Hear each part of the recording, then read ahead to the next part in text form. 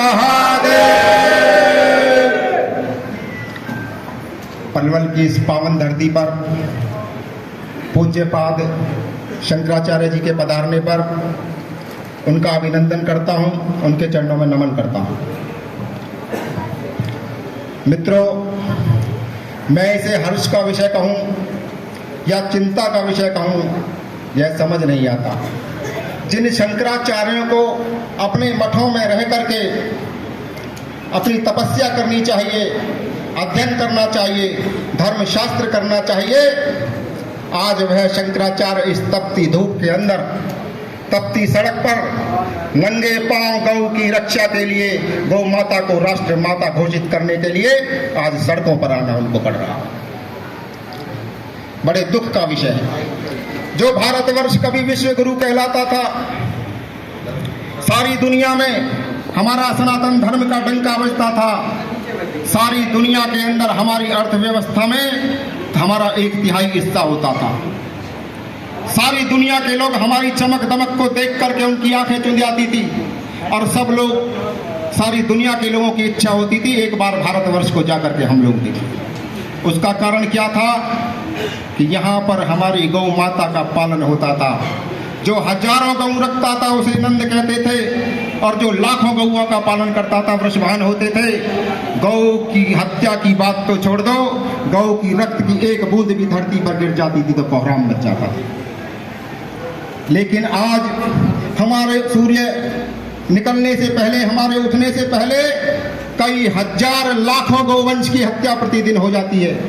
जिस भारतवर्ष के अंदर कभी वेद मंत्रों की वाणियां गूंजा करती थी, आज वहां गौ माता की चीत्कार सुनाई देती है।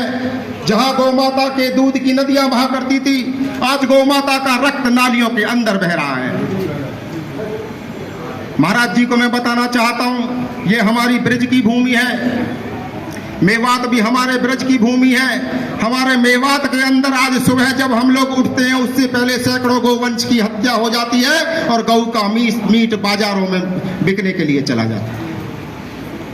जिस सरकार को हम यह लेकर के आए थे, जिसने कहा था सत्ता में आते ही कलम की एक नोक से गोवध बंद होगा, लेकिन उन्होंने जब इस देश के अंदर सत्ता संभाली, इस 10 साल के अंदर भारत बीफ एक्सपोर्ट में दूसरे नंबर पर आ गया। इतनी गौ की हत्या मुगलों और अंग्रेजों के काल में भी नहीं होती। आजादी के बाद से जितनी गौ की हत्या इस देश के अंदर होती है, सत्ताएं आती हैं चली जाती हैं, लोग गौ के नाम पर राजनीति होती है। कोई गौ कटवाने के लिए राजनीति करता है, कोई गौ बचाने के लिए राजनीति करता है। ना कोई बचाई किसी ने, ना ही इस पर कोई आज तक कानून बनाया।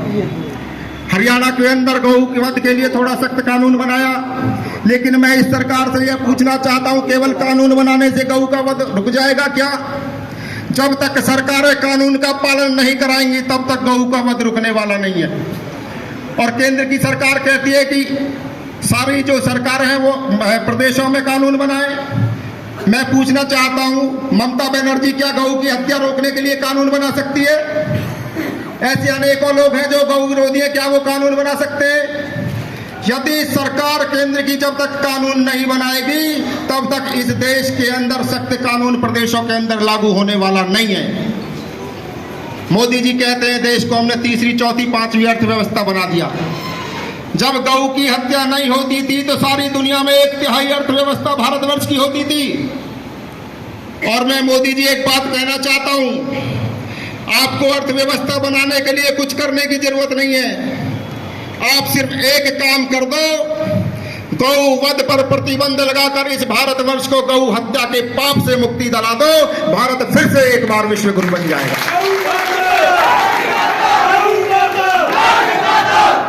आप सब लोगों को भी मैं निवेदन करना चाहता हूं मित्रों, धर्म के विषय में राजनीति हमेशा उदासीन रहती है, कोई भी पार्टियां हो।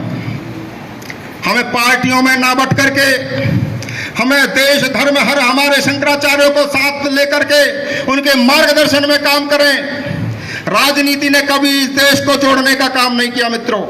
राजनीति ने हमेशा हिंदुओं को जातियों में बांटा, हिंदुओं के विरोध की राजनीति की, और हम सब लोग जब तक जातियों में बटे रहेंगे राजनीति हमारे काबू में आने वाली नहीं है, ये समझ लेना। हम लोगों को एकजुट होकर के राजनीति भाई को भाई से लड़वाती है, पड़ोसी को पड़ोसी से लड़वाती है। हमारे मंत्री जी बैठे हैं, मेरी बात अक्सर राजनेताओं को बुरी लगती है, लेकिन हर व्यक्ति है।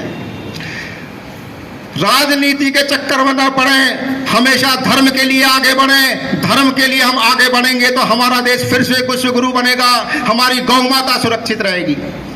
और मैं ये निवेदन भी करना चाहता हूं मित्रों, आज एक विदेशी नस्ल की गाय का प्रचलन बढ़ गया है। वो गाय नहीं है, वो तो गधे से भी बुरी है, उसका दूध तो जहर है। अगर अमृत चाहिए तो फिर से देसी गाय हमें रखनी पड़ेगी। जो हमारे किसान भाई 10-10 भैंस रखते हैं, कम से कम 2 गाय रखने मित्रों, 2 गाय। जिनके पास किसानी है, खेती है, वो इस काम को कर सकते हैं। गौ माता को बचा करके वो पुण्य के भागी बन सकते हैं। जिस दिन ऐसा होगा, हमारी गौ की रक्षा भी होगी, हम सुदृढ़ भी बनेंगे, भारत विश्व गुरु भी बनेगा। और खेलों में, हर चीज में जो हम पहले सारी दुनिया में आगे होते थे, वीरता और सौष्ठव में आगे होते थे, जिस दिन गौ के दुग्ध का पान प्रारंभ हो जाएगा, उस दिन फिर से हम सारे विश्व के अंदर सनातन धर्म का डंका बजेगा और हम लोग फिर से विश्व गुरु बनेंगे। जय भारत, जय हिंद।